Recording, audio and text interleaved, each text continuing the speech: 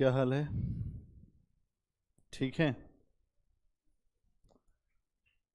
सभी लोग आ गए? नहीं आए तो अब आते रहेंगे।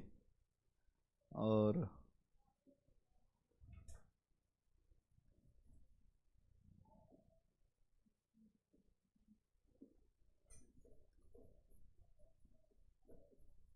मैला आंचल। हाँ, कलर चेंज कर दें?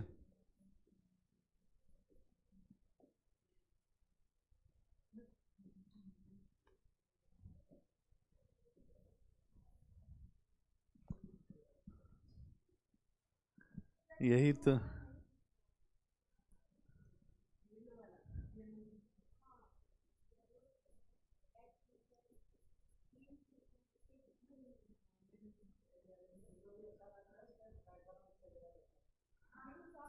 मैला आंचल। मैला आंचल। फणीश्वर नाथ रेणु।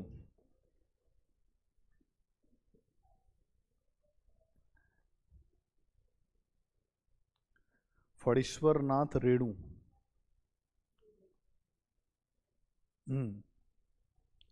अगर आप देखें तो 1954 में ये उपन्यास उन्होंने लिखा। और अगर इनके बारे में आप जानना चाहते हैं तो 1942 के जो भारत छोड़ो आंदोलन में ये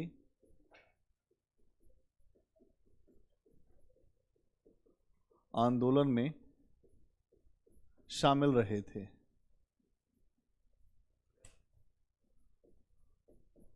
और जब देश में इमरजेंसी लगी थी 1975, तब भी ये जेपी के साथ इनका जुड़ाव रहा और 1977 में इनकी मृत्यु हुई। जयप्रकाश नारायण, जिन्होंने इंदिरा गांधी को चैलेंज किया था कि सिंहासन खाली करो कि जनता आती है। उन्होंने कहा था गूंगी गुड़िया है। पहले एक बात हुई कि इंदिरा गांधी को लोग कहते थे कि गूंगी गुड़िया है, वो कुछ कर नहीं पाएगी। जब इंदिरा गांधी ने करना शुरू किया तो ऐसा कर दिया, इमरजेंसी तक लगा दी। तो समझना पड़ेगा कि मैला आंचल जो उपन्यास है वो एक ऐसे लेखक के द्वारा लिखा गया है जो लेखक भारतीय राष्ट्रीय आंदोलन में बड़ा सक्रिय रहा, लेकिन धीरे धीरे इनको कई बीमारियां हो गई, इनका शरीर अस्वस्थ रहने लगा रेणु जी का। तो इन्होंने राजनीति से हटने का मन बनाया कि राजनीति से अब मैं बाहर जाऊंगा और साहित्य की रचना करूंगा, साहित्य का सृजन करूंगा। क्योंकि स्वास्थ्य व्यक्ति का बड़ा ही जो महत्वपूर्ण आधारक होता है, बहुत महत्वपूर्ण आधार होता है। अगर स्वास्थ्य अच्छा होता है तो सब कुछ ठीक किया जा सकता है। स्वास्थ्य नहीं ठीक है तो सब कुछ मिल के भी कुछ नहीं मिल पाएगा। इसलिए कहते हैं हेल्थ इज वेल्थ। हेल्थ क्या है? वेल्थ है। अगर हेल्थ नहीं है तो एक समय के बाद तुम्हें सब कुछ व्यर्थ लगेगा कि मैं क्यों जी रहा हूं। तो यहां हम देखेंगे कि इन्होंने इसका लेखन किया। पहला इनका उपन्यास था, लेकिन इस उपन्यास में जो उपलब्धि इनको हासिल हुई, इसके बाद भी इन्होंने बहुत सारे उपन्यास लिखे। जैसे एक उपन्यास लिखा परती कथा, लेकिन वो बात आई नहीं। कभी कभी कुछ चीजें ऐसा आंसर कोई आप लिख दें कि कुछ आंसर ऐसे लिख दिए जाते हैं कि वैसे आंसर फिर आप चाह के भी नहीं लिख सकते। तो रेणु जी की ये जो रचना रही मैला आंचल, ये एक अंचल की कहानी है और इसीलिए इसे एक आंचलिक उपन्यास भी कहा जाता है। लेकिन बहुत सारे विद्वान ऐसा मानते हैं कि यह अंचल की कहानी है, एक अंचल विशेष की समस्याएं हैं। लेकिन जब तुम इसको गहराई से पढ़ोगे तो तुम्हें समझ में आएगा कि केवल अंचल विशेष की समस्या नहीं है। भारत की समाज की जो समस्या है उसे एक अंचल के माध्यम से रेणु ने अपनी रचना में दिखाया। समाज में कई हिस्से हैं, कई वर्ण हैं। गांव में जैसे हर गांव की कहानी मेरीगंज के ही तरह से है। जो बिहार का मेरीगंज है जो पूर्णिया के पास उस मेरीगंज की समस्या केवल मेरीगंज की समस्या नहीं है। इसीलिए प्रश्न पूछा जाता है कि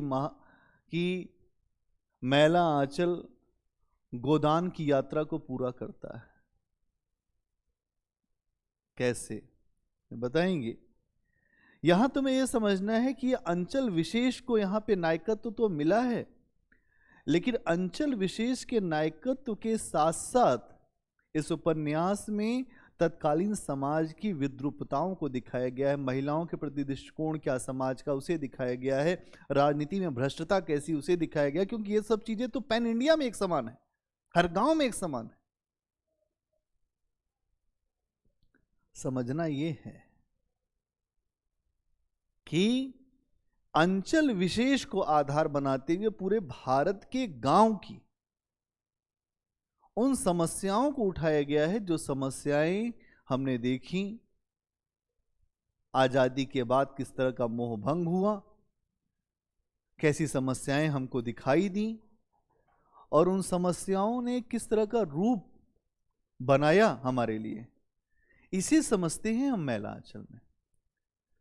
तो रेणु का ये जो उपन्यास है, ये केवल किसी अंचल को नहीं रिप्रेजेंट करता है, हर उस समस्या के तरफ हमारी नजर को ले जाता है जिसे हम देख रहे हैं समाज में। जैसे भ्रष्ट महंत की क्या स्थिति है। आप देखोगे, जब इसको पढ़ोगे, एक बार पढ़ने लग गए और तुमको समझ में आ गया, तो इतना शानदार उपन्यास तो लिखा ही नहीं गया है। जातिवाद किस तरीके से समाज में रच बस गया है,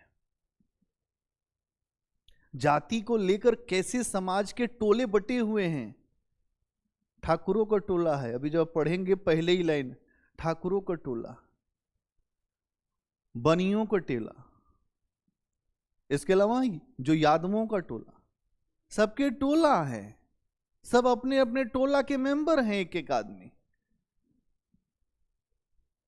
और समाज को किस तरीके से दिखाया जा रहा है, ये आपको समझना पड़ेगा कि समाज की समस्या क्या है। तो ये जो फणीश्वर नाथ रेणु हैं, बड़े ही प्रोग्रेसिव समाजवादी विचारधारा है इनकी भी। जो प्रगतिवाद या मार्क्सवाद, आप ये कह सकते हैं कि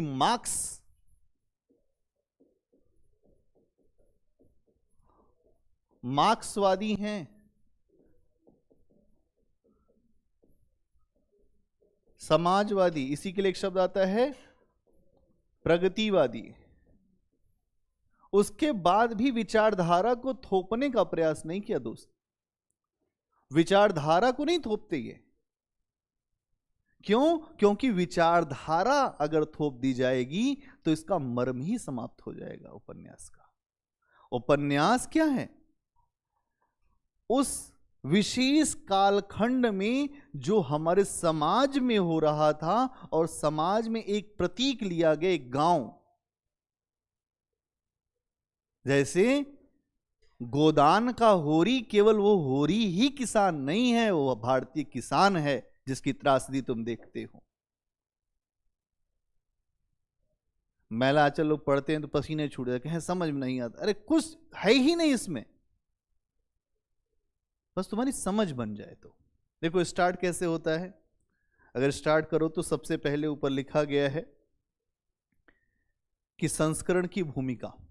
देखो, अगर उसको देखो, जिसके पास नहीं है अगल बगल उपन्यास लेके आना है। अगर आप लोग नहीं आते हैं लेकर तो एक किताब पीछे दे दो। देखो, यह है मैला आंचल।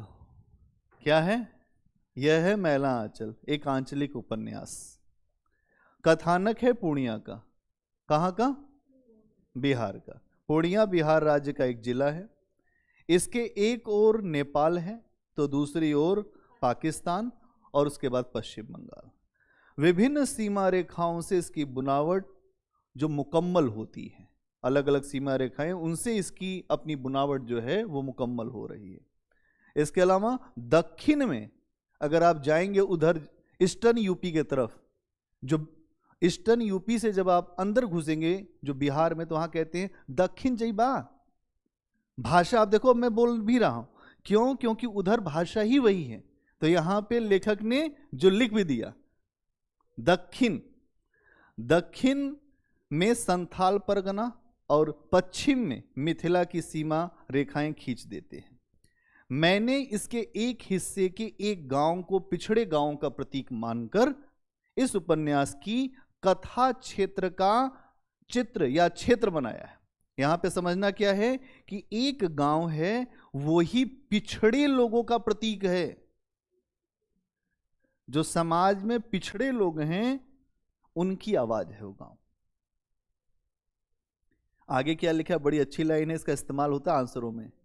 इसमें फूल भी है और इसमें सूल भी है और धूल भी है, गुलाब भी है, कीचड़ भी है, चंदन भी है, सुंदरता भी है, कुरूपता भी है, मैं किसी से दामन बचा के निकल नहीं पाया। वाह वाह रेणु जी वाह, शानदार। ये इतनी शानदार लाइन लिखी है कि कोई मतलब इस पे हर चीज जो है वो इनको दी जा सकती है। पद्मश्री 1977 अगर आप देखेंगे तो 75 में पद्मश्री वापस कर दिया इमरजेंसी के कारण। बड़े जो सिद्धांत वाले आदमी हैं, पद्मश्री मिला था, कहे हमने नहीं चाहिए इस पद्मश्री, अपना सरकार वापस ले पद्मश्री।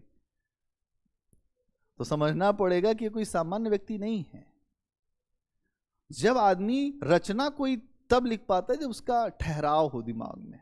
आप बैठोगे लिखने तो आपका फ्लो ही नहीं बनेगा। आप सोचो कि आप भी बैठो एक बार लिखने के लिए कुछ जिसको लगता है मैं अच्छा लिख सकता हूं। दिमाग का संतुलन चाहिए लिखने के लिए, एक पूरा फ्लो बनता जाए, लिखते जाए। तो यहां आप देखिए, तो ये किसी भी चीज से दामन बचाकर निकल नहीं पाए। कथा की सारी अच्छाइयों और बुराइयों के साथ साहित्य की दहलीज पर आ खड़ा हुआ हूं। लगता है पिक्चर लिखने वाले इसी से पढ़ पढ़ के लिखते, जो डायलॉग लिखते। पता नहीं अच्छा किया या बुरा, जो भी हो अपनी निष्ठा में कमी महसूस नहीं करता। मतलब लेखक को ये लगता है मैंने अपना पूरा प्रयास किया, अब अच्छा किया या बुरा ये तो आप निर्धारित करोगे, लेकिन मैंने अपना प्रयास किया। पटना 1954 और रेणु जी पहले खंड में आओ। गांव में यह खबर तुरंत बिजली की तरफ फैल गई। मिलिट्री ने बहरा चतुरु को गिरफ्त कर लिया। अब देखिए नाम, गांव में जिस तरह के जो संबोधन होते हैं उसमें अलग अलग, एकदम ठीक है, हाँ ऐसे ही लिखेंगे। एग्जाम्पल जब आप कोट करेंगे वैसे ही लिखेंगे, तभी तो पता चलेगा कि आपने पढ़ा है इसको। हाँ, अपने लैंग्वेज में। तो अगर आप देखेंगे कि यहां पर एक घटना विशेष को दिखाया गया है, और घटना विशेष में अगर आप देखें तो आम जन की भाषा जो गांव में बोली जाती है, जिसको गांव के लोग समझते हैं, उस भाषा के इस्तेमाल मैला आंचल में हुआ है। अगर इसमें आप जो कुछ स्टेटमेंट अगर देखें,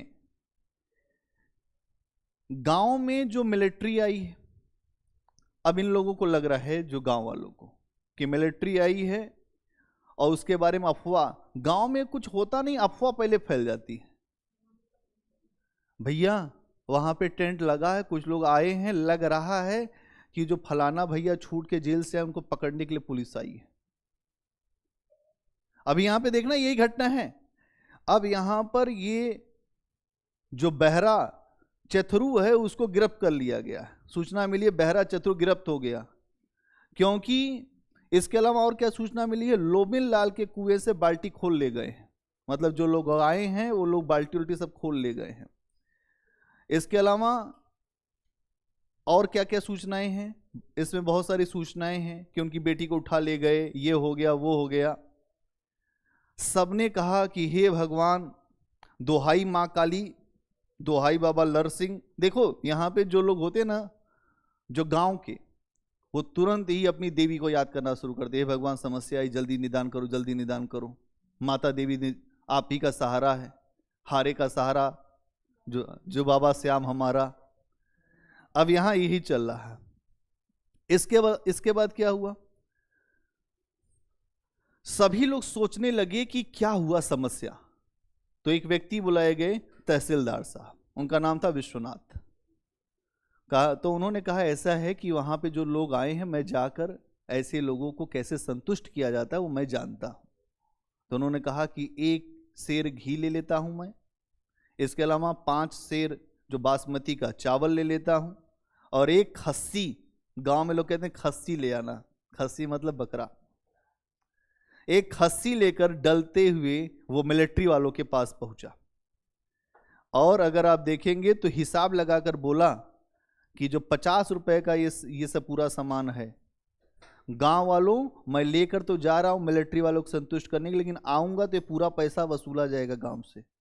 मिलिट्री वालों का ये चंदा है, वो आते हैं तो बकरा खस्सी उस्सी खाते हैं, उनको संतुष्ट कर दूंगा तो कोई भी हमला नहीं करेंगे गांव में। अब आप एक बात समझिए कि यहां पर जो भाषा रखी गई है वो भाषा इस तरीके की रखी गई है कि एकदम आम जन की लगे कि आम जन की कहानी है। बिल्कुल अंचल में आप उतर चुके हैं, आप महसूस करिए कि आप मेरीगंज पूर्णिया जिला में इस समय खड़े हैं और वहां क्या क्या हो रहा है। तो यही सारी चीजें हो रही है, ठीक है। जब वहां पर ये लोग पहुंचे तो अलग अलग हिस्से में जो लोग और भी लोग थे, एक व्यक्ति था जिसका नाम था बालदेव। तो लोगों को सूचना मिली कि बालदेव जेल से आया है छूट के, कहीं इसके वजह से तो नहीं मिलिट्री आ गई। तो गांव वालों ने उसको सीकड़ में बांध लिया बालदेव को, और सीकड़ में बांध के मिलिट्री वालों के पास ले गए, कहे ये भी आप इसके लिए अंदर गांव मत आएंगे, हम इसी को बांध लाए। तब पता चला कि गांव में फैला है मलेरिया, और इसी मलेरिया के लिए एक हॉस्पिटल खोलना है, डिस्पेंसरी खोलना, उसके लिए वो लोग आए हैं सर्वे करने। गांव का आदमी कितना मूर्ख होता है, अफवाह उसके दिमाग में कैसे फैल जाती है, उस पे बातें रखिए।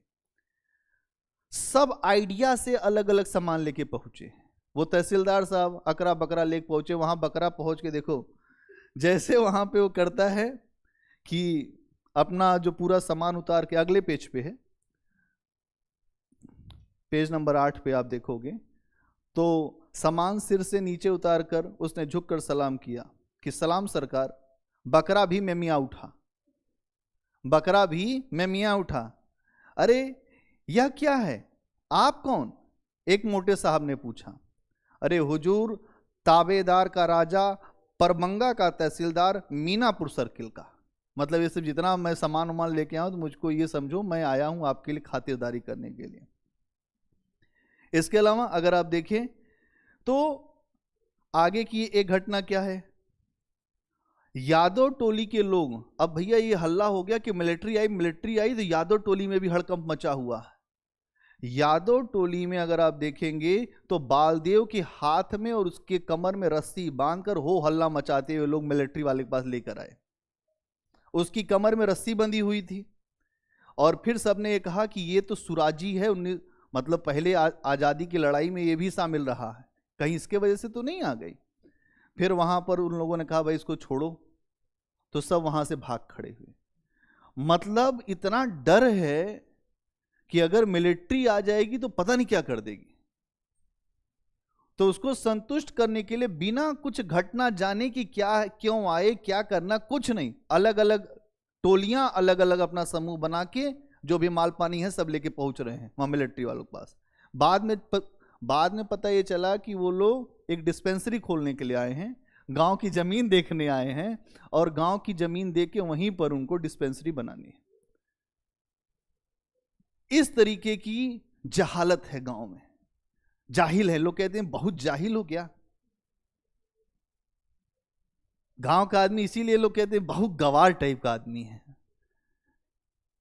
कुछ नहीं हुआ भैया, वो आए थे रात में, वो अभी आप देखेंगे कि आगे की एक इसी में आई कहानी, रात में वो गोरी प्रेतनी आई थी। प्रेत भैया उनके घर पे छत पे छन छन छन छन पायल बजाई, हम सुने थे, वहीं खड़े थे। तुमको क्यों नहीं पकड़ी? तुमको क्यों? हमने ये सब गांव में देखा है ना, गांव तो हम जाते रहते, तुमको क्यों नहीं पकड़ी? हम हनुमान चालीसा पढ़ रहे थे, उनको पकड़ लिया, मार दिए उनको, बचे नहीं भैया वो। अब आपके दिमाग में बात बैठ जाएगी, आप उस जो बगीचे छोड़ देंगे। गांव में अफवाह इतनी तेज फैलती है, उतनी तेज अगर आप किसी को जो गोली मार दे तो नहीं उसको लगेगी, उतनी तेज अफवाह फैल जाती है गांव में। हल्का से किसी को बोलिए, वो पूरे गांव फैला देगा। भैया जानते नहीं, आजकल बहुत वहां उनके यहां बैठते हैं भैया, कुछ बात नहीं होगी। तो ये चीज यहां मैला अंचल में, अंचल विशेष की बात है ना। तो गांव में क्या होता है, ये केवल मेरीगंज में नहीं होता, ये हर गांव में यही होता है, आज भी वही हो रहा है। थोड़ा लोग सुधरे, लेकिन कमोबेश स्थितियां वही हैं गांव की। ठीक है, तो अब उसके बाद फिर ये सारी चीजें हुई। फिर उसके बाद एक जो राजपूत हैं, उनको अवसर नहीं मिला, वो सबसे आखिरी में पहुंचे। तो उनको लगा कि अगर यहाँ पे फौज या मिलिट्री आई है तो हम उससे, हमारा कोई परिचय ही नहीं हो पाया। जो यादव टोला के लोग पहुंच गए, जो कायस्थ टोला के जो तहसीलदार हैं वो तो कायस्थ टोला के हैं, जो यादव जी हैं वो तो अपने ही टोला के हैं। अब जो राजपूत हैं वो आए, तो अब देखो उनका नाम, पढ़े लिखे नहीं है, जाहिल हैं, उनके बारे में देखो क्या बात है। ठाकुर राम कृपाल सिंह को अब तक साहब को सलाम करने का मौका नहीं मिल पाया था। विश्वनाथ प्रसाद जी ने बाजी मार लिया था। जिंदगी में पहली बार सिंह जी को अपनी निरक्षरता पर ग्लानि हुआ। सचमुच विद्या की बड़ी महिमा है, लेकिन भगवान ने शरीर दिया, उच्च जाति में जन्म दिया, इसी बल पर बहुत बाबू बबुआन हाकिम हुक्काम अमला से हेलमेल किया थे। मतलब सबसे मिलते जुलते थे, बड़े आदमी थे, हेलमेल करते थे।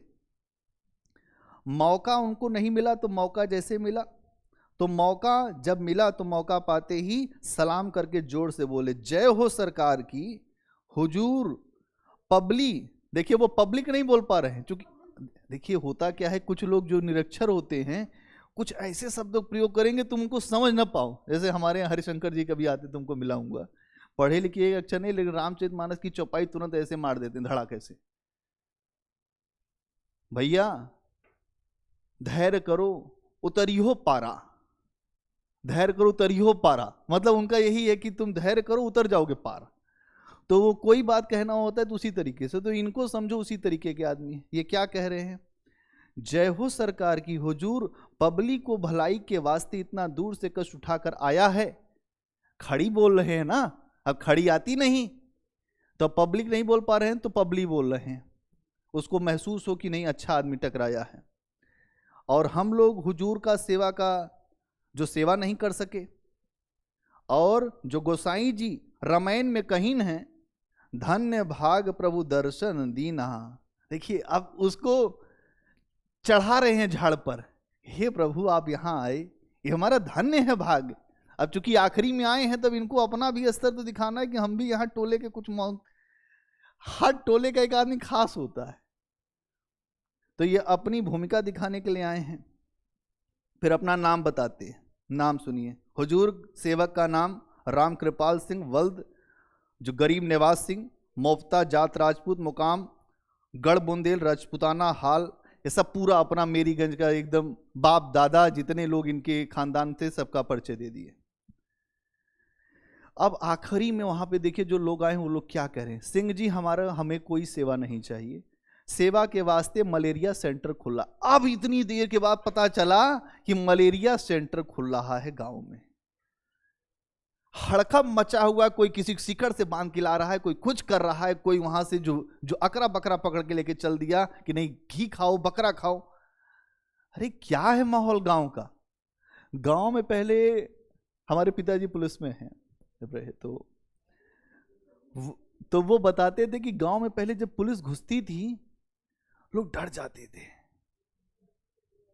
1978 की बात बता रहा हूँ, 80-78। कहीं गांव में जैसे पुलिस के जूते की आवाज, अंदर को भागो, कुछ नहीं किया तब भी भागो, पता चले मार दिए तब। ये माहौल था। अब आप इसमें भी देखेंगे तो यही माहौल है, भैया फोर्स आई, लग रहा है मारेगी पक्का। इसी में एक जगह घटना आती है कि जैसे ही वो बेल्ट देखता है तो उसको याद आ जाता है कि बेल्ट है तो मारेगा इससे, बेल्ट से गांव का आदमी, जाहिल आदमी को यही सब समझ में आता है ना, वो कहाँ और जानेगा। तो यहां क्या है कि मलेरिया का सेंटर खुल रहा है, इसी की मदद कीजिए, यही सबसे बड़ी सेवा। और साहब हंसने लगे। साहब ने भी देखा होगा गांव महानिरीक्षर है पागल, ओके, एक आदमी को सीकड़ से बांध के ला रहे हैं और ये यहां आ रहा है, ये अपना पूरा नाम पता गोत्र बता दे रहा है।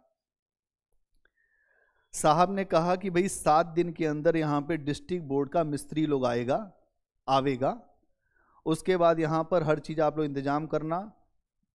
तहसीलदार साहब जो बकरा वकरा लेके आए थे उनसे कहा, आप हैं सिंह साहब, बालदेव सिंह जी, अब यहाँ पे तुम कुछ जो करेक्टर है उनको नोट कर लो कि इसमें कौन कौन से आपको करेक्टर मिले।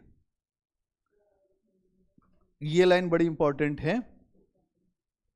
कौन कौन है? एक तो तहसीलदार साहब हैं, ठीक है, इसके बाद जो सिंह साहब हैं तो उनका नाम है रामकृपाल सिंह,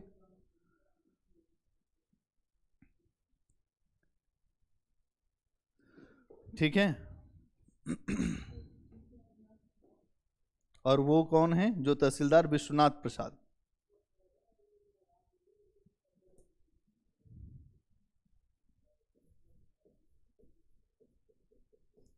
तहसीलदार कौन है? विश्वनाथ प्रसाद, ये हैं कायस्थ। इसके अलावा कायस्थ मतलब बनिया वर्ग, व्यापारी वर्ग, अग्रवाल, गुप्ता, रामकृपाल सिंह,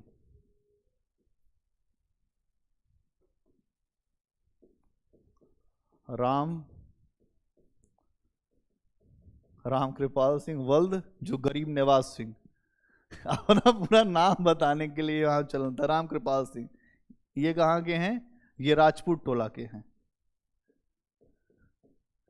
फिर कौन है? बालदेव। बालदेव जो हैं वो यादव टोला के।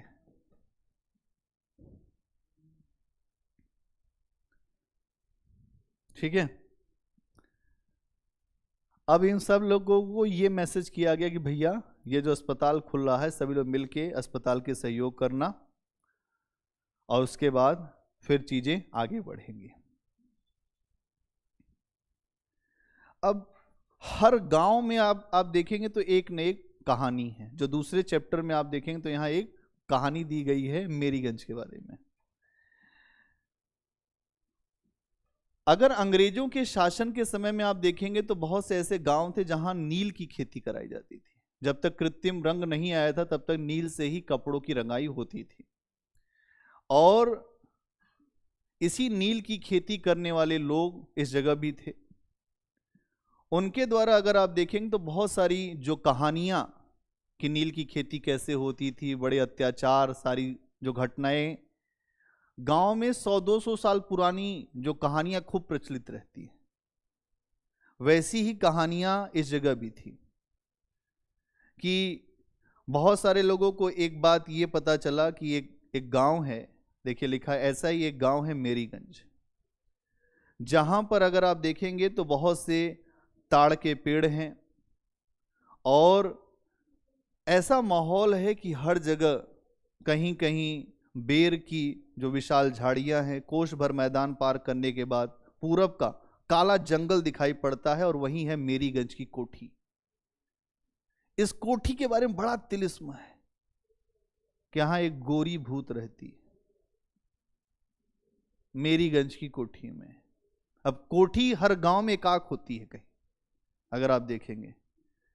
आज से करीब 45 साल पहले W.G. मार्टिन, देखो वहीं लिखा है, आज से 45 साल पहले, सबसे आखिरी में पेज नंबर 9, W.C. मार्टिन ने इसी गांव में कोठी की नींव डाली थी। ठीक है। फिर क्या हुआ? उसकी जो पत्नी है उसका नाम था मेरी, उसी के नाम पर ही इस गांव का नाम मेरीगंज पड़ा। ठीक है। अब ये जो मेरीगंज जब नाम पड़ा तो इसकी जो मेम साहब थी वो कहीं शहर में रहती थी, कलकत्ता में रहती थी। अब वो इनको लेकर आया यहाँ। थोड़े समय के बाद आप देखेंगे कि मेरी जो है उसकी डेथ हो जाती है, उसकी मृत्यु हो जाती है। कैसे मृत्यु हुई? उसको हो गया था मलेरिया, और मलेरिया से मेरी मर गई। वो गया था शहर मार्टिन, लेकिन जब तक वापस आया तब तक मेरी मर चुकी थी। ट्यूबवेल के पास गड्ढे में घुसकर घुंघराले रेशमी बालों वाली सिर पर कीचड़ को थोपते थोपते मर गई।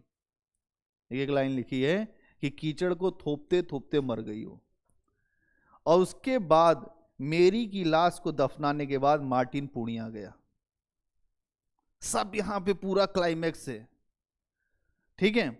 और उसके बाद मार्टिन ने बड़ा प्रयास किया यहां डिस्पेंसरी बनवाने के लिए, क्योंकि ये जो गांव था इसमें जो जमीन थी उसमें मार्टिन की भी जमीन थी। अभी ये जो लोग आए हैं ये मार्टिन की ही जमीन पे अस्पताल बनाने आए हैं, ये समझना पड़ेगा तुमको।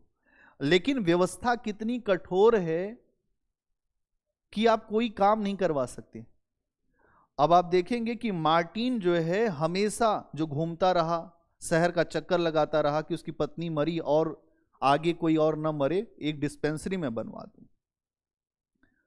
कागजों का रद्दी पुलंदा बनाए हुए मार्टिन दिन भर पूर्णिया की कचहरी में चक्कर काटता फिरता, हर मिलने वालों से कहता कि गवर्नमेंट ने एक डिस्पेंसरी का हुक्म दे दिया है, अगले साल खुल जाएगा। कहां पे खुल जाएगा? मेरीगंज में, ठीक है, खुल जाएगा।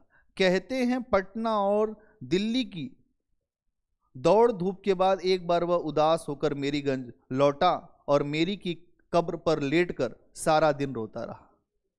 देखिए कितनी भयानक बात। डार्लिंग, डॉक्टर नहीं आएगा, वो मर चुकी है मेरी। वैसे भी वो अपना जो कीचड़ उचड़ जो है वो पोत के मर चुकी है। डार्लिंग, डॉक्टर नहीं आएगा। इसके बाद उसका पागलपन इतना बढ़ गया कि अधिकारियों ने उसे पागल खाने भेज दिया और उसकी मृत्यु हो गई, ठीक है। अब यहां पर आपको यही बात समझनी है, जंगल में कुछ लोगों ने यह सोचा कि उसके महल से ये जो उसने अपना जो घर बनाया था उससे ईंट निकाल लिया जाए। तो एक नंदलाल नाम का व्यक्ति है, वो ईंट लेने जब गया तो ईंट को हाथ लगाते ही खत्म हो गया। गांव वाले ने ऐसा फैला दिया कि वो ईंट लेने गया, खत्म हो गया। तो कैसे खत्म हो गया? तो बताए जंगल से एक प्रेतनी निकली और नंदलाल को कोड़े से पीटने लगी। कोड़ा कौन सा? सांप का कोड़ा। उसको कोड़ा नहीं मिला तो सांप ही पकड़ लिया, उसी से मारने लगी और नंदलाल वहीं ढेर हो गया। बगुले की तरह उजली थी प्रेतनी, मतलब वही थी मेरी। इसका मतलब तो यही हुआ कि वो गोरी मेम थी, ठीक है।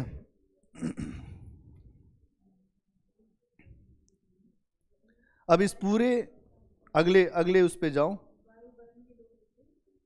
हाँ, जो 12 बरन के लोग रहते हैं, 12 जो प्रकार के, जो 12 वो जातियों के लोग रहते हैं। मतलब ये आपको पता चला कि समाज में कितना बंटवारा है। 12 जो वर्ण के लोग रहते हैं, ठीक है। अब जो राजपूत हैं उनको ब्राह्मण बहुत समझाते हैं, जब जब धर्म की हानि हुई है राजपूतों ने ही रक्षा किया है, राजपूत अपने धर्म से हमको बचा लें। और आप देखेंगे किसी तरीके से हर समाज में, चाहे वो कायस्थों का समाज हो, राजपूतों का हो, यादवों का हो, सबके बीच में ब्राह्मणों का हेल मेल है। ब्राह्मण सबसे हेल मेल रखते हैं। जब जिससे अच्छा बनेगा तो उसके साथ जुड़ जाएंगे, नहीं तो उनके साथ जुड़ जाएंगे, और जब फलाना सशक्त होगा तो उसके साथ जुड़ जाएंगे। कोई समस्या नहीं, हमारा कोई किसी विरोध नहीं। हाँ, अपना काम को जो बनाने का प्रयास करेंगे।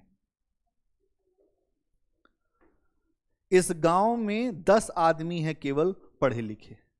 देखिए आखिरी में जब आप 3 नंबर की शुरुआत होगी, इसके बाद आइए, हाँ उसी में जहां पे 3 नंबर की, हाँ 3 नंबर में जो सबसे आखिरी में, सारे मेरीगंज में 10 आदमी ही पढ़े लिखे हैं।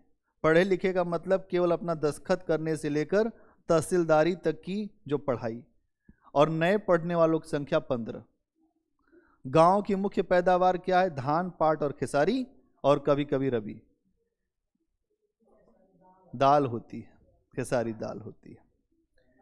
ठीक है। गांव में एक नया यादवों का, इसी में ऊपर ही देखो, गांव में एक नया यादवों का एक दल उभरा है। अभी भी आप देखेंगे तो ओबीसी में सबसे ज्यादा सशक्त यादव हैं। तो यहां आप देखिए यादवों का एक नया दल उभरा, इसके मुखिया है खिलावन यादव। 10 बरस पहले तक इनको लोगों ने भैंस चराते देखा था। दूध घी की बिक्री से जमाए हुए पैसे से जब बात चारों तरफ फैलने लग गई तो इन्होंने खूब सिपाहियों को दूध घी पिलाया, और अंत में कमला नदी वहीं पे थी। कमला नदी के जो किनारे 50 बीघे की जमीन अपने नाम से करवा लिया। अब इनके परिवार में इनका बेटा है सकलदीप, ठीक है, जो हाई स्कूल में पढ़ता है। ठीक है। तो यहां पर आप देखेंगे तो अखाड़ा इनके जीवन में क्या मुख्य है? अखाड़ा। यादवों के जीवन सबसे मुख्य क्या होता है? अखाड़ा, कुश्ती लड़ना, ये दाव वो दाव फलाना दाव। अब इस तरीके का माहौल आपको दिखाई देगा। ठीक है। अब एक बात आ जाइए 3 नंबर पे।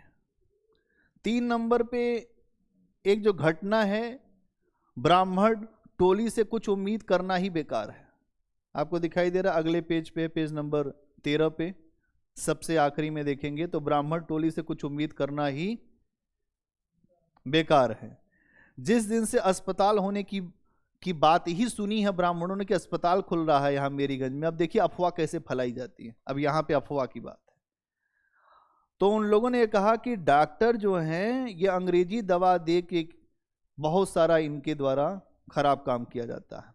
क्या? ज्योतिकी जी का विश्वास है डॉक्टर लोग ही रोग फैलाते हैं, रोग ठीक नहीं करते हैं। ज्योतिकी मतलब ज्योतिषी। ज्योतिकी जी का विश्वास है कि डॉक्टर लोग ही रोग फैलाते हैं। सुई भोग कर देह में जहर दे देते हैं। अंडरलाइन करो इस लाइन को, अंडरलाइन करो। सुई भोग कर देह में जहर दे देते, आदमी हमेशा के लिए कमजोर हो जाता है। जैसा अभी कोरोना महामारी के समय जब इंजेक्शन लगवाना था तो गांव लोग कहे ना हम नहीं लगवाएंगे भैया, कोरोना हमको मरना है क्या? तब किसी से समझाया गया अरे भाई कुछ नहीं होगा, कुछ नहीं होगा। तो गांव का आदमी ऐसे ही है। हाँ, सुई भोग कर देह में जहर दे देते, आदमी हमेशा के लिए कमजोर हो जाता है। हैजा के समय कूपों में दवा डाल देते हैं, उसके बाद क्या होता है? हैजा तो नहीं मिटता, पूरा गांव ही साफ हो जाता है। गांव का गांव हैजा से समाप्त हो जाता है। देखिए अब देखिए ये लोग कौन है? गांव के बुद्धिजीवी हैं, शिक्षित लोग हैं। शिक्षित व्यक्ति अशिक्षित लोगों को समझा रहा है। ऐसा है देखो गांव गांव साफ हो गया। अभी हम पिछले गांव में देख कर आया हूं।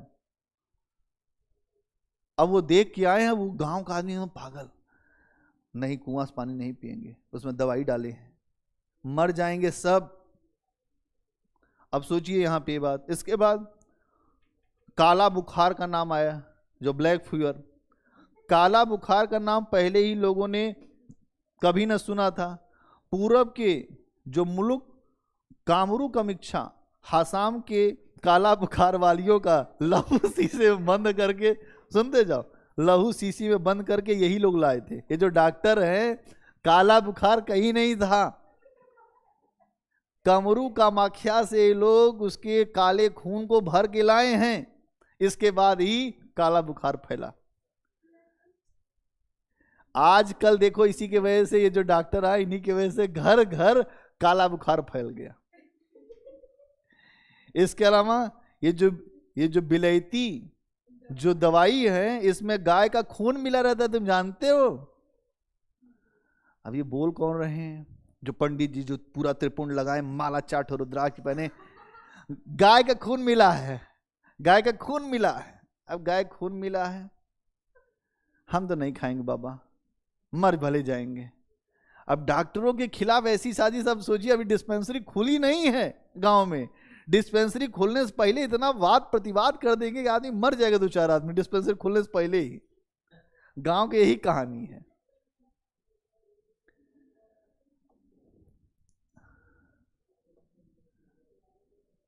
अब देखिए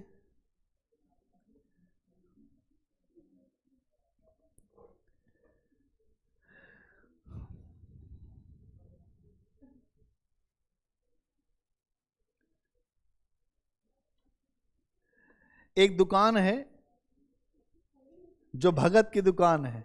देखिए, एक वो भगत की दुकान है, उसके यहाँ 4-5 आदमी हमेशा बैठते हैं। विश्वनाथ बाबू अगर आ जाएं तो 2-4 आदमी और खड़े हो जाते हैं। इसके अलावा अगर आप देखेंगे तो यहाँ पर अलग अलग प्रकार की जो भी बातें होती हैं वो दुकानों पे ही होती है। जितनी लुच्चागिरी होती है वो दुकानों पे ही होती। गांव में अगर आप किसी दुकान पे चले जाएं, जितने बूढ़े बैठे रहते हैं वो देश को 10 बार बेचते हैं और 10 बार उसको उभार देते हैं। एक चाय और समोसा एक खिला दो तो फिर तुमसे खुश रहेंगे जिंदगी भर। बेटा अभी तो मोदी जी जैसा कोई नहीं है। जब से आए हैं सुराज फैल गया यहाँ। भले उनके जीवन में कुछ स्वराज न फैला हो, आज अभी साइकिल एकदम खींचते हुए आए हैं और रसगुल्ला खा लिए तब तो और सब बात बताएंगे।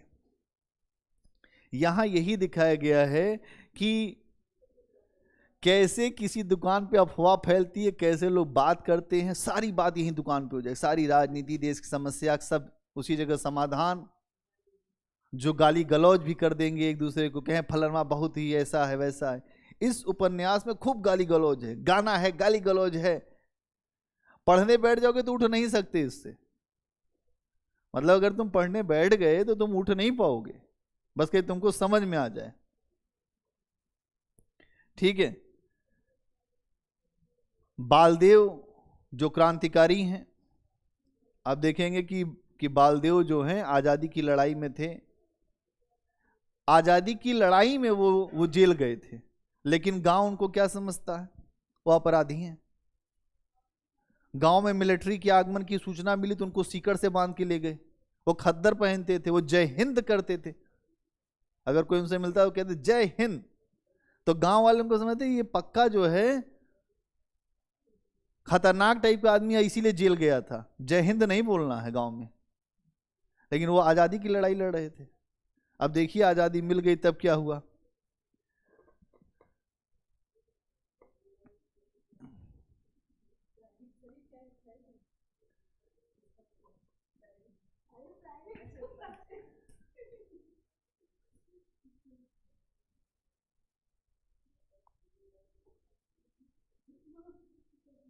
चलो इसको तुम लोग पढ़ना, ठीक है, इसको तुम लोग पढ़ना, इसकी भाषा बड़ी अच्छी है।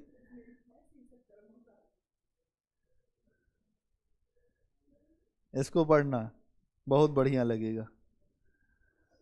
सतगुरु सेवा सत्य करी माने, सत्य विचार सेवक चेला सत्य सो, जो गुरु वचन निहार।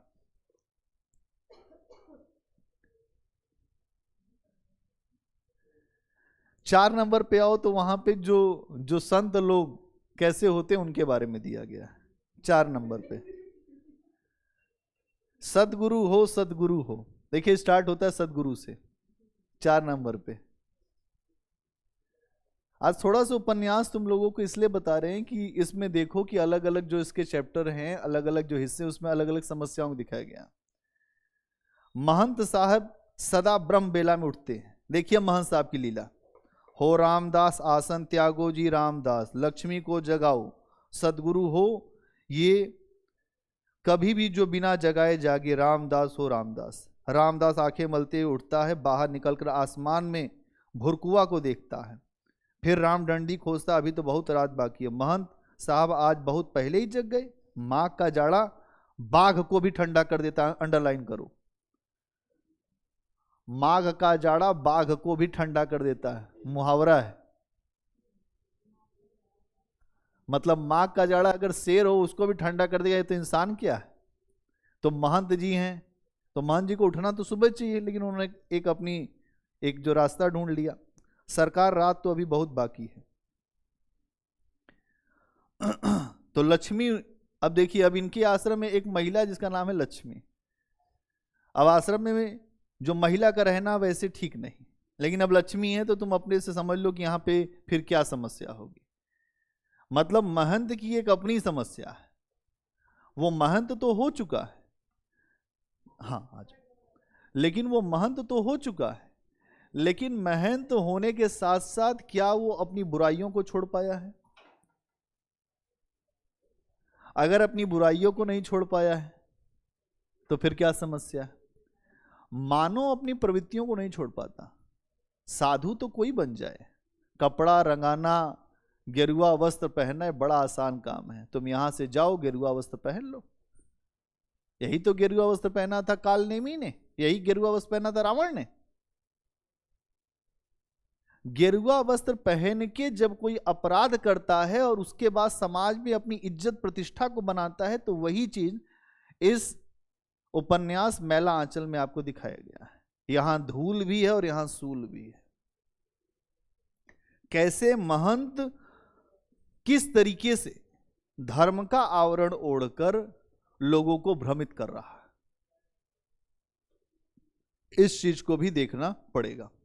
अब कुछ जो प्रश्न नोट करो कि मैला आंचल से किस प्रकार के प्रश्न पूछे गए हैं और आपसे पूछे जा सकते हैं। आज हम थोड़ा सा इस पे चर्चा करेंगे कि मैला आंचल से प्रश्नों का रूप क्या है, उसके बाद हम आएंगे इस पे। कुछ प्रश्न नोट करो पहले।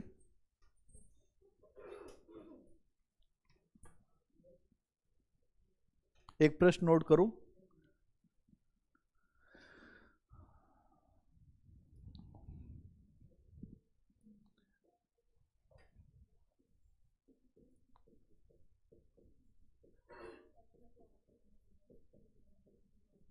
आंचलिक उपन्यास की परंपरा में, आंचलिक उपन्यास की परंपरा में मैला आंचल के, आंचलिक उपन्यास की परंपरा में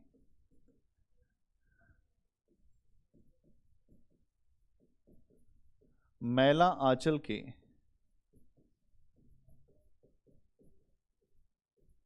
सर्वश्रेष्ठता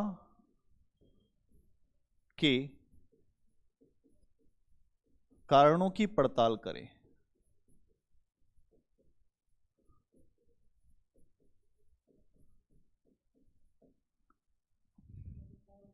खोज, जांच, विवेचन।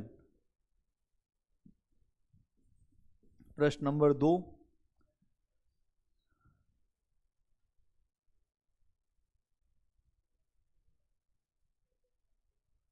फणीश्वर नाथ रेणु का कथा शिल्प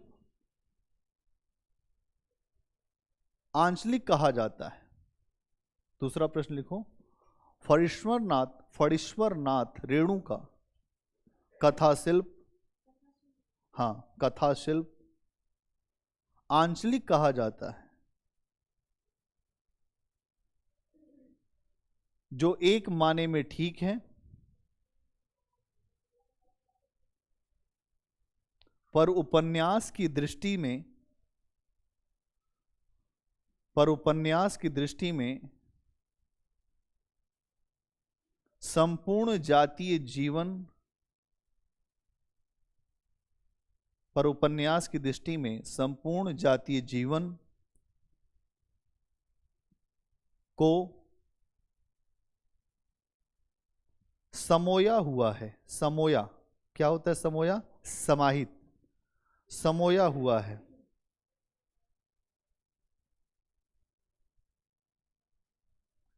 इस आधार पर,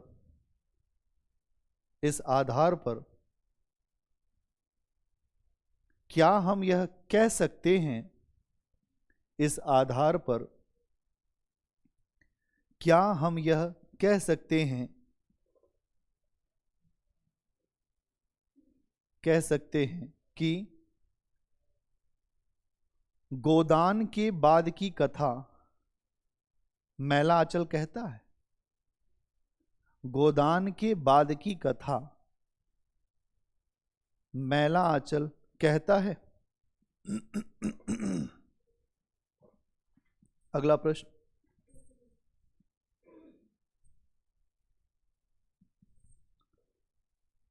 आंचलिक होते हुए भी, आंचलिक होते हुए भी,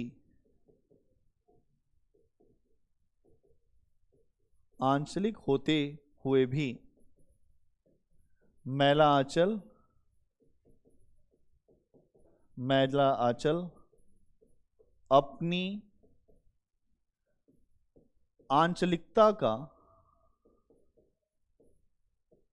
का अतिक्रमण करता है,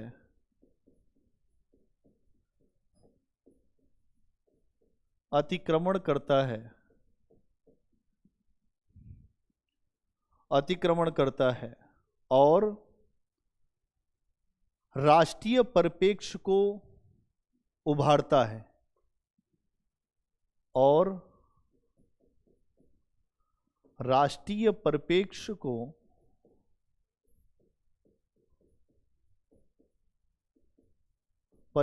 को उभारता है। क्या आप इस मत से सहमत हैं?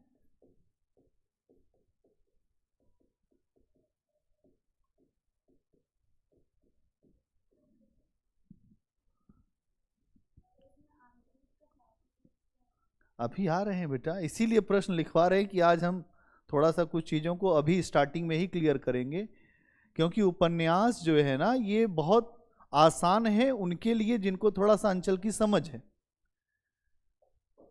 और जो वेस्टर्न यूपी का होगा, हरियाणा को होगा, वो उसके पसीने छूट जाएंगे मेला आंचल में। वो डिम डिमिक डिमिक्का कुछ समझ ही नहीं पाएगा कि ये क्यों डिमिक डिमिक्का बजा रहे हैं। हर बात पे गाना है, अमिया के डरिया पे झूलल, ये इसमें है। ये आंचलिकता की अपनी खास विशेषताएं होती हैं कि अंचल विशेष की बातों को रखा जाता है जिससे वहां का पूरा वातावरण उपस्थित हो जाए। तो यहां हमें यह समझना है कि कैसे हम लिखते हैं। क्या नाम है आपका? कुछ आपने अध्ययन किया इसके पहले? तो आज हम लोग मैला आंचल उपन्यास पे चर्चा कर रहे हैं, और मैला आंचल उपन्यास से जुड़े हुए प्रश्न कैसे बनते हैं इस पे बात कर रहे हैं। इतनी बात समझ पा रहे हो? बहुत बढ़िया। तो एक प्रश्न उठाते हैं, अब उसके आधार पर हम लोग चर्चा करेंगे। सबसे पहले एक प्रश्न लेते हैं, आंचलिक उपन्यास की परंपरा में मैला आंचल की सर्वश्रेष्ठता के कारण क्या है? उसके कारणों का विवेचन। तो इस प्रश्न का उत्तर कैसे लिखा जाएगा, सोचो जरा।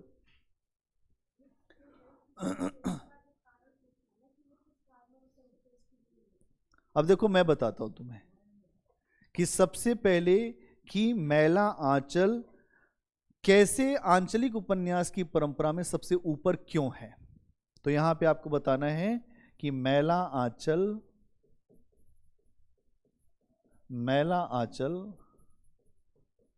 आंचलिक उपन्यासों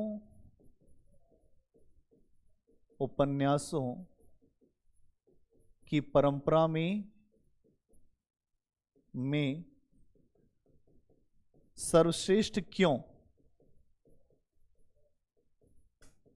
पहले पॉइंट में आप ये बताएंगे सर्वश्रेष्ठ क्यों है।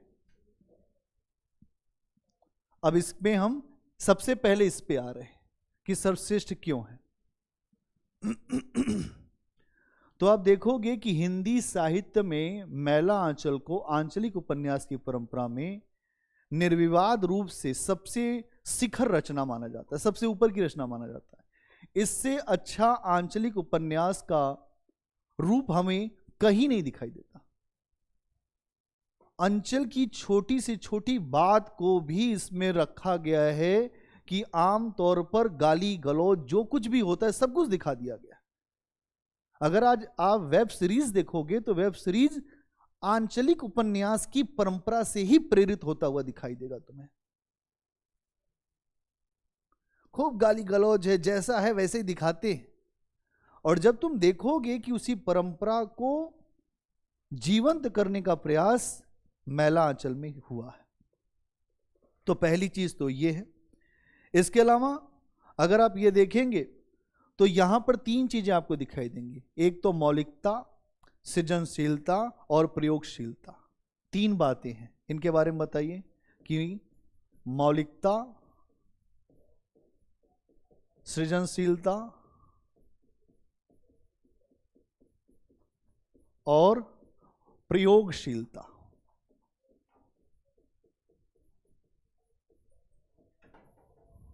तीन चीजें आपको खूब अच्छी दिखाई दे। आंचलिक उपन्यास का जो सबसे बड़ा रूप आप देखेंगे तो यहां पे मौलिक चीजें दिखेंगी, इसके अलावा जो सृजनशीलता दिखाई देगी, कुछ नया क्रिएटिव करना और प्रयोग करना, नए नए प्रयोग करना।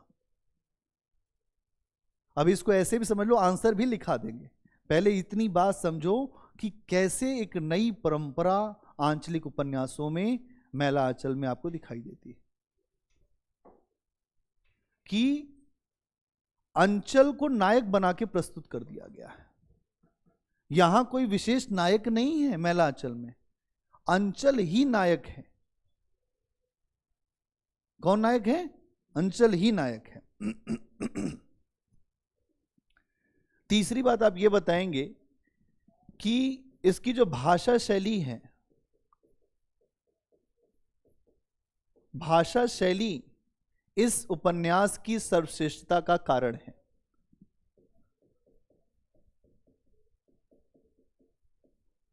सर्वश्रेष्ठता का कारण है।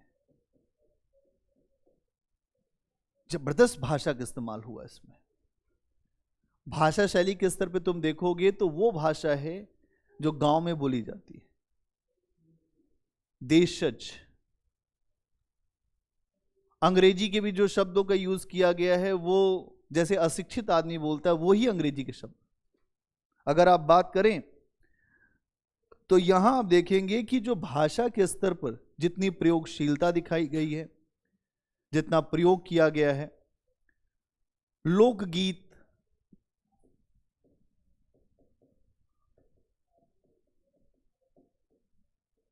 लोक संगीत, सबका प्रयोग है इसमें। जिससे अगर आप देखेंगे तो ध्वनि योजना,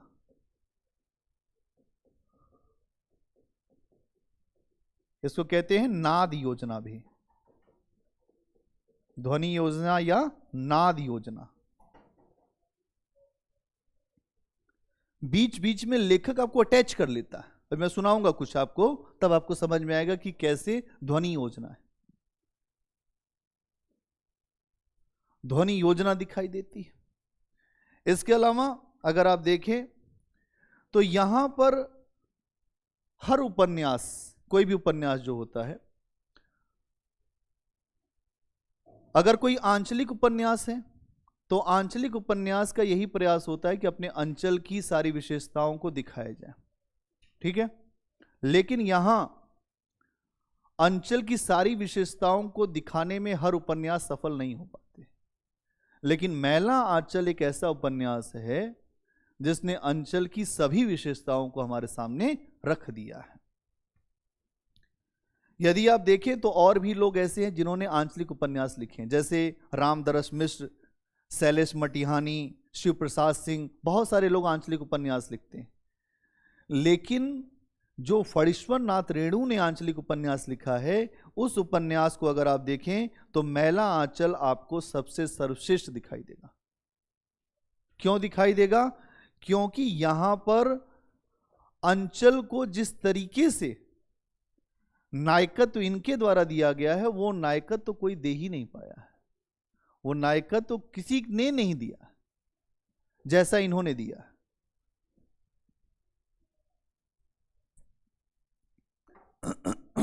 इसलिए यहां आपको दिखाई देगा कि जब भी कोई व्यक्ति आंचलिक उपन्यास लिखता है तो उसमें सबसे पहली बात यह होती है कि यथार्थ का वैसा ही चित्रण किया जाए जैसा गांव में होता है।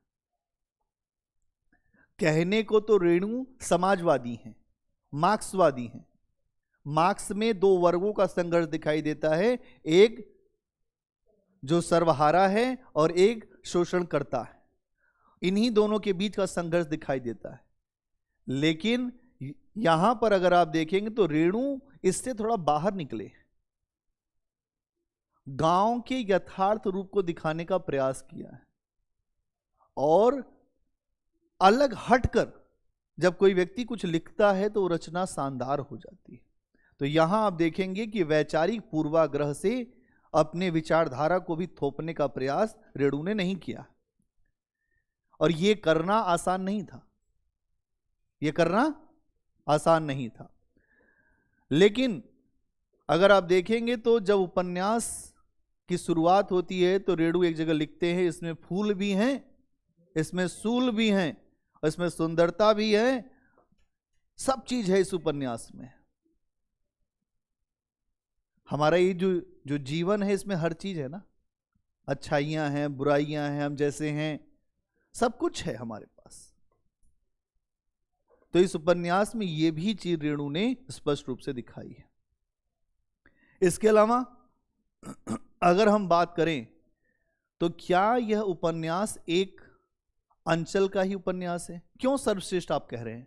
प्रश्न यह है कि सर्वश्रेष्ठ क्यों? क्या अंचल का उपन्यास है ये केवल? नहीं साहब, ये केवल अंचल का उपन्यास नहीं है। ये अगर आप देखेंगे तो यहां राष्ट्रीयता की भी बातें हैं। कुछ लोग कहते हैं कि अंचल का राष्ट्रीयता से विरोध है।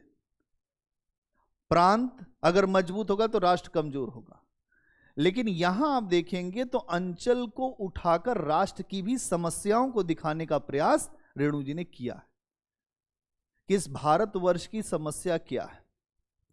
जैसे अगर आप देखें तो यहां पर एक संतुलन रखा गया है, आंचलिकता बनाम राष्ट्रीयता का। ऐसा नहीं हुआ है कि अंचल हावी हो गया और राष्ट्र को कमजोर करने का प्रयास किया गया। अंचल में राष्ट्र के ही फूलों को दिखाया गया है, राष्ट्र के फूल और सूल दोनों को दिखाया गया है कि राष्ट्र के लिए सूल क्या है और राष्ट्र के लिए फूल क्या है।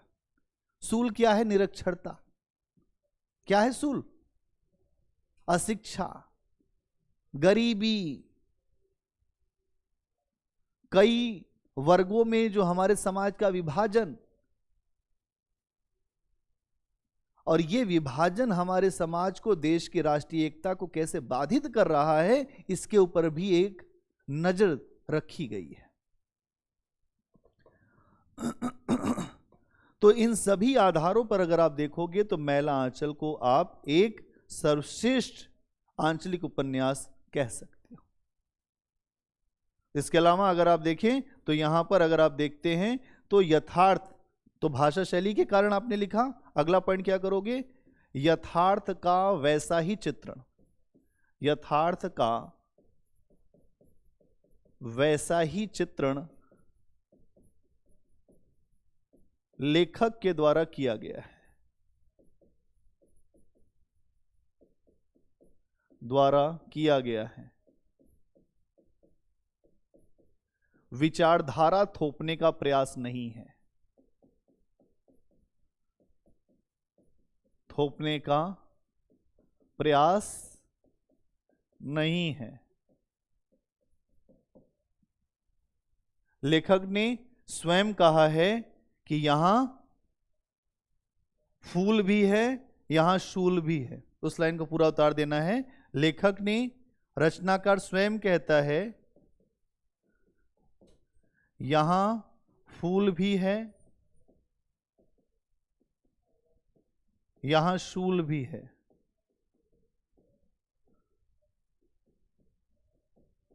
बोलो भाई, आंसर लिखने का तरीका बता रहा हूं। आप लोग हमेशा पूछते थे ना आंसर कैसे लिखते हैं। सबसे पहले टू द पॉइंट, हमने प्रश्न को सीधे कि सर्वश्रेष्ठ क्यों, इन आधारों पे।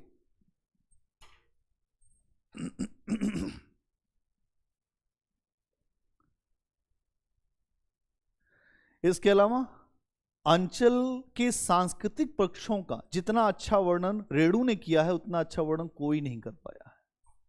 अगला पॉइंट इसमें क्या बनेगा? अंचल के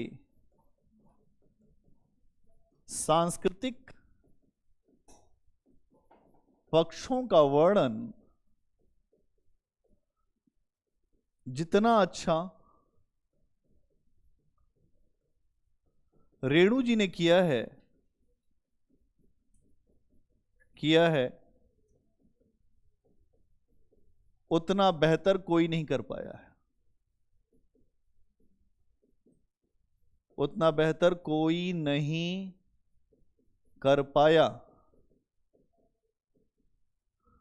स्वयं रेणु भी नहीं कर पाए, अपनी रचना लेकर आए, परती कथा उसमें भी नहीं कर पाए, वो भी आंचलिक उपन्यास ही। अरे एक बार जो लिख गया वो लिख गया, वो बार बार थोड़ा लिखा जाता है। उनकी खुद की रचना में नहीं आया, शैलेश मटिहानी की रचना में नहीं आया। ठीक है, इसके अलावा और क्या हो सकता है? आंचलिकता और राष्ट्रीयता में विरोध नहीं है।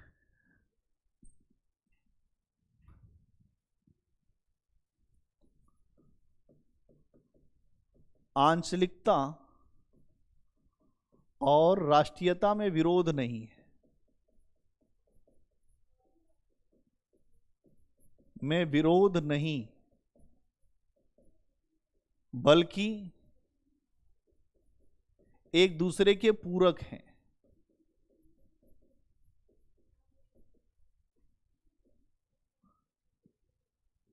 बल्कि एक दूसरे के पूरक है।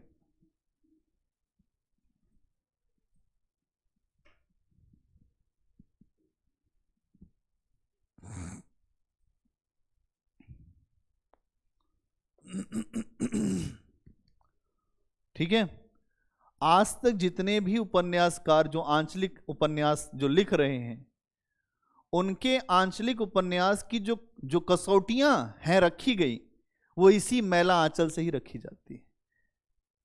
अब आप इससे ही समझ सकते हैं कि ये कितने ऊपर की रचना है। मतलब मैला आंचल वर्तमान के आंचलिक उपन्यासों को कसने की कसौटियां भी प्रदान करता है,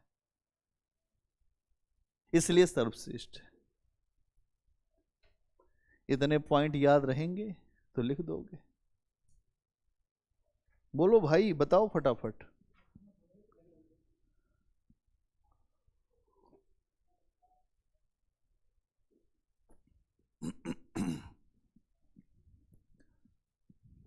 अगला प्रश्न, रेणु का शिल्प आंचलिक कहा जाता है, जो एक माने में ठीक है। क्या है, एक बार प्रश्न बोलना। क्या रेणु का कथा, एक आदमी कथा शिल्प आंचलिक कहा जाता है जो एक मायने में ठीक है। एक मायने में ठीक है, जो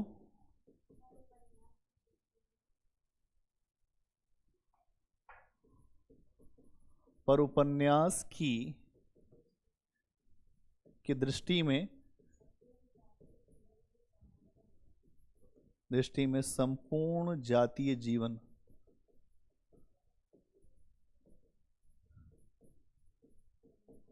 जीवन को समोया हुआ है। ठीक है, समोया हुआ, बस हो गया। इस आधार पे हम इसे क्या जो गोदान के आगे की कथा मान सकते हैं। देखो भाई, प्रश्न देखो ध्यान से कि प्रश्न क्या है। ऐसे ही प्रश्न आता है, लिखना सीख जाओगे तो तुम्हारा काम हो जाएगा, नहीं तो फिर ऐसे भटकते रहोगे। क्या करोगे? अब इसमें देखो ये प्रश्न कैसे लिखा जाएगा। सबसे पहले अगर आप देखें तो आपको यह बताना पड़ेगा कि आंचलिक उपन्यास की जो परंपरा है उसमें सबसे ज्यादा जो स्वीकृति मिली है वो मैला आंचल को मिली है। तो सबसे ज्यादा स्वीकृति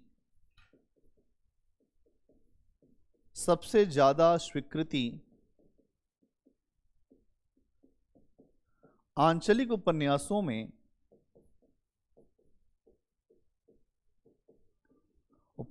में मैला आंचल को मिली है।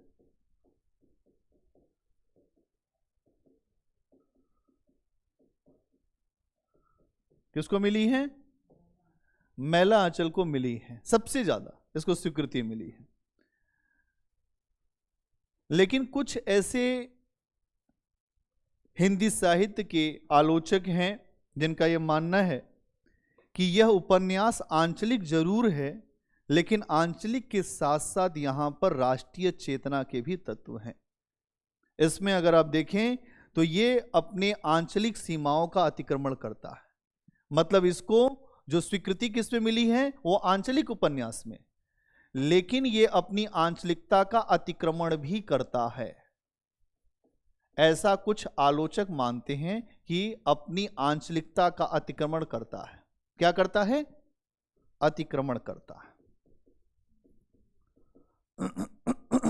अतिक्रमण करता है और राष्ट्रीय जीवन को अपने में समाहित करता है। कि जो राष्ट्रीय जीवन है, राष्ट्र का जीवन क्या है? गांव है कि नहीं? भारत कहां बसता है? पढ़े हो, कहां बसता है भारत? गांव में। तो इसीलिए आप देखोगे कि राष्ट्रीय चेतना को भी समाहित करता है, राष्ट्रीय जीवन को भी समाहित करता है। और ये जो बात कही गई है कि समोया हुआ है, उपन्यास की दृष्टि में संपूर्ण जातीय जीवन को एक साथ समोया हुआ है, ये बात कही एक बड़े प्रसिद्ध आलोचक हिंदी साहित्य के डॉक्टर राम स्वरूप चतुर्वेदी ने। इसी पे प्रश्न ही उठा के पूछ लिया गया। ये बात डॉक्टर राम स्वरूप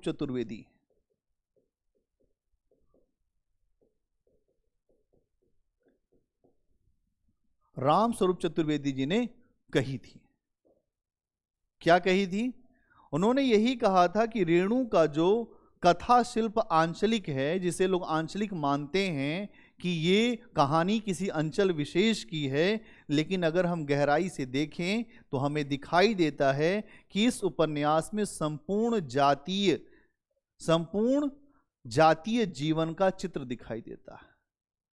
ये जो प्रश्न आपने देखा कि संपूर्ण जातीय जीवन का चित्र दिखाई देता है, ये बात बेसिकली कहने वाले व्यक्ति ये हैं कि संपूर्ण जातीय जीवन का चित्र दिखाई देता है, क्योंकि यहां पर वो सारा कुछ है जो हमारे समाज में घटित हो रहा है।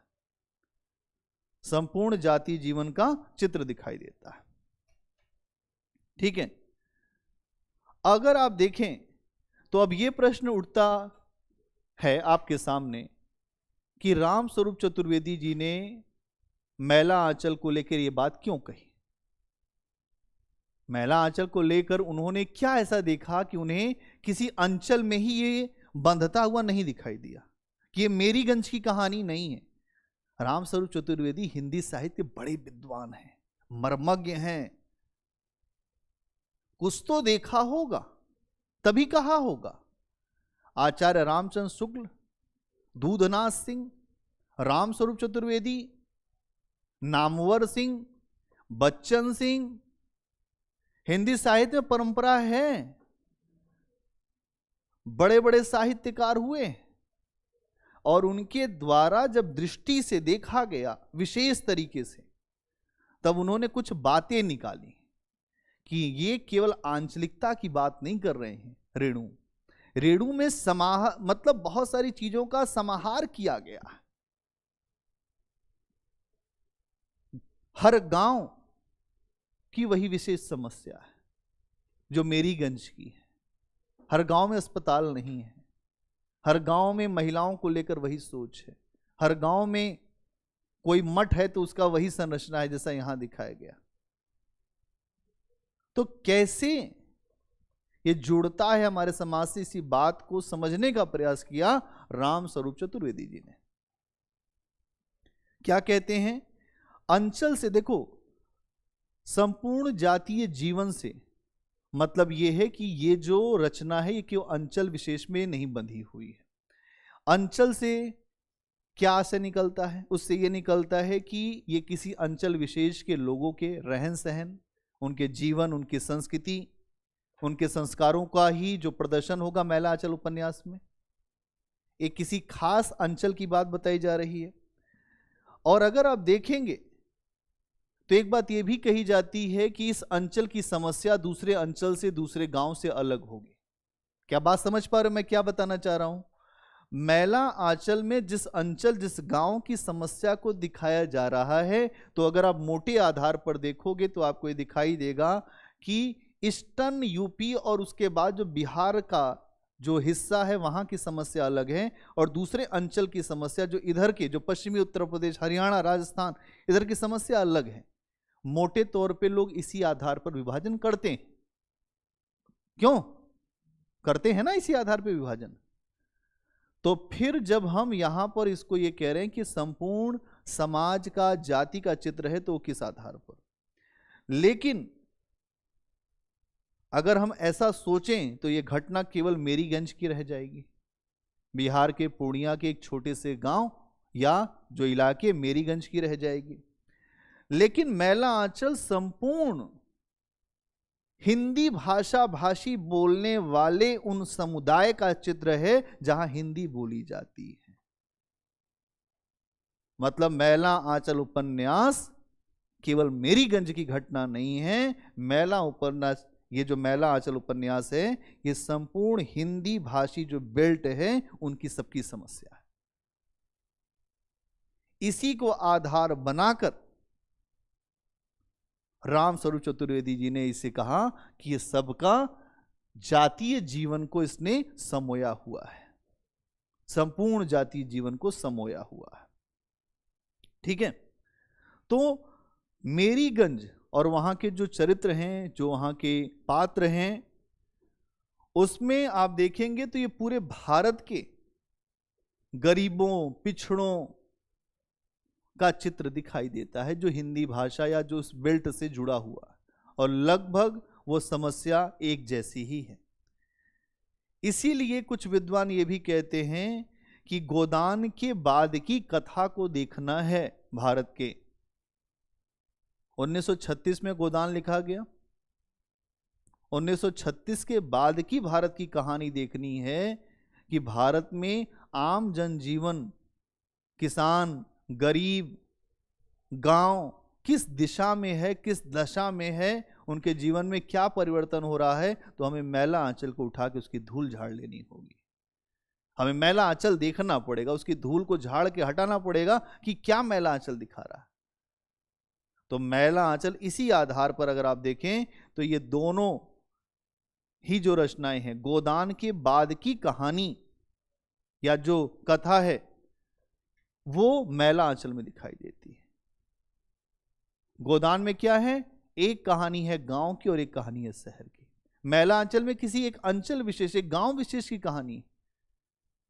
इस आधार पर गोदान का ही अगला चरण मैला आंचल को मान सकते हैं ग्रामीण स्तर पर। गोदान प्रेमचंद की आखिरी रचना है और ये रेणु की पहली रचना है, रेणु का पहला उपन्यास है। और अगर आप देखेंगे तो दोनों ही उपन्यास ग्रामीण जीवन का जितना गहराई से अध्ययन करके लिखते हैं, लगता है गांव खुद ही प्रस्तुत होकर अपनी कहानी बयां कर रहा हो। गांव जो है अपनी कहानी को बयां कर देता है। गांव में कैसा जाहिलपन है अभी आपने देखा। ये लिखना सामान्य नहीं है, जिसने गहराई से देखा होगा वही लिख पाएगा। तो इस दृष्टिकोण से अगर आप देखें तो ये रचना गोदान के बाद की कहानी को हमारे सामने रखती है। इसके अलावा जब आप मैला आंचल को देखते हैं तो जीवन के सुंदर और भद्दे पक्ष दोनों दिखाए हैं। एक तो सुंदर पक्ष भी दिखाया और भद्दा पक्ष भी दिखाया। केवल ऐसा नहीं दिखाया कि ये कोई गांव था, उसकी सुंदरता, उसकी गंदगी, उसकी समस्याएं सब, इसलिए जीवंत हो उठता है, इसलिए जीवंतता आ जाती है। जब आप सहज होकर अपने कलम को मुक्त छोड़ते हैं तो सहज बातें निकल जाती हैं। जब बहुत समझदार हो जाते हैं तो वैसा लिख नहीं पाते। तो आरंभिक समय में अगर आप देखें कि जब वो लिखना शुरू कर रहे हैं, उनका पहला उपन्यास और इतना अच्छा लिख दिया, बाद में वो खुद भी वही है लेकिन ऐसा लिख नहीं पा रहे हैं।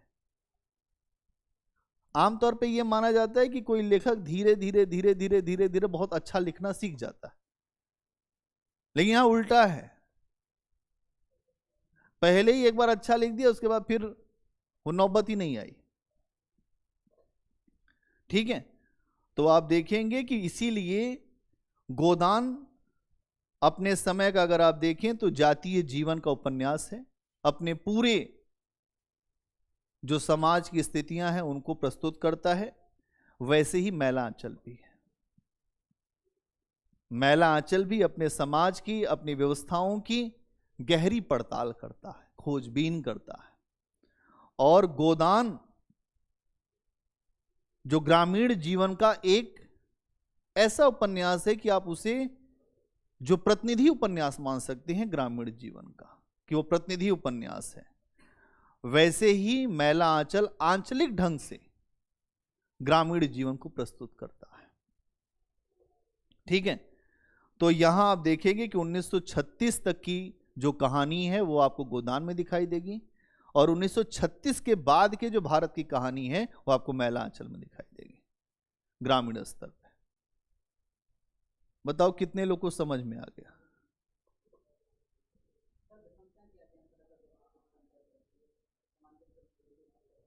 हाँ,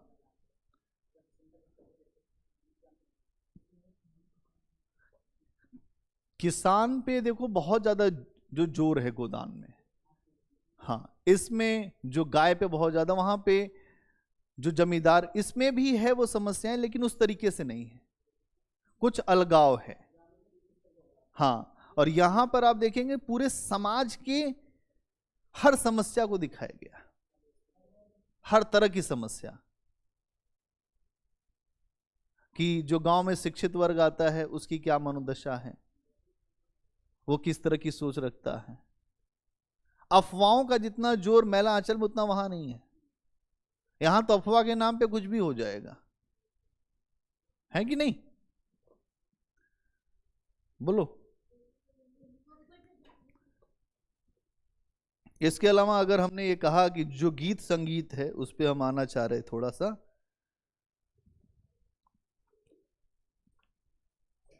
अगर आप उपन्यास खोलेंगे तो इसमें बड़ी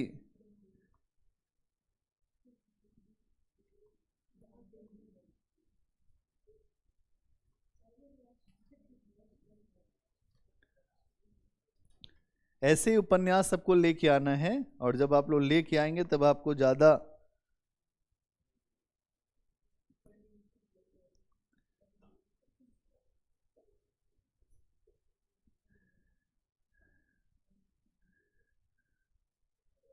देखिए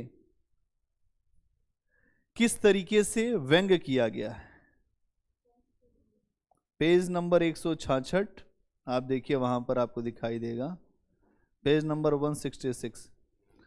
कहीं पे छापो, कहीं पे छापो गांधी महात्मा चरखा मस्त चलाते हैं, कहीं पे छापो वीर वीर वीर जमाहिर जेल के भीतर जाते हैं, अचरा पे छापो झंडा तिरंगा बाका लहरादार रंगरेजबा, किरकिर किरकिर धड़क धड़क धड़क राम।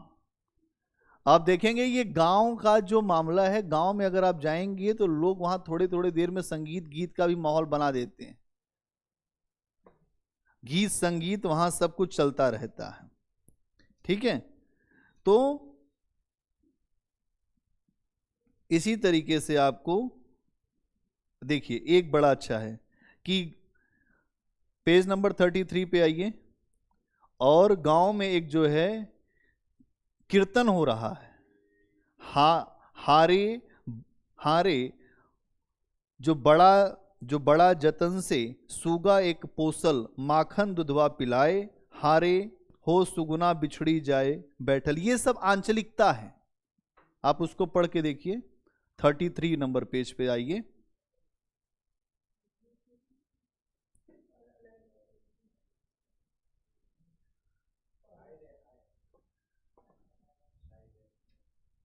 तो उसमें आप देखेंगे कि हाँ हाँ, लोग कहते हैं कि अपने अपने आप को लोग बहुत जो मुश्किल से जो पालते हैं, फिर उसके बाद उसको दूध पिलाते हैं, फिर एक दिन उससे जो बिछड़ जाते हैं और वो धरती लौटा देता है वो सुगुना, देखिए वहां लिखा है कि धरती लौटाए। हाँ हाँ, कि सुगनवा उड़ जाई। लोग कहते हैं कि जो जीव जाना है, जब लोगों की मृत्यु होती है तो लोग कहते हैं कि सुगना उड़ जाएगा।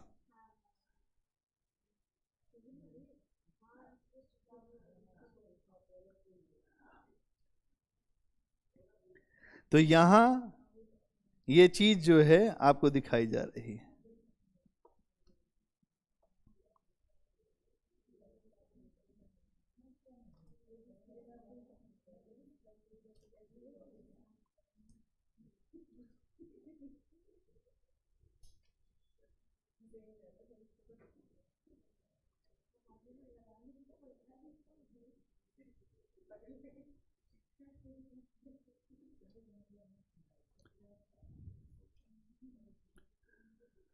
ठीक है, तो इसको आप लोग जो पढ़िएगा, और एक प्रश्न और लिखो, उसको लिख के ले आना।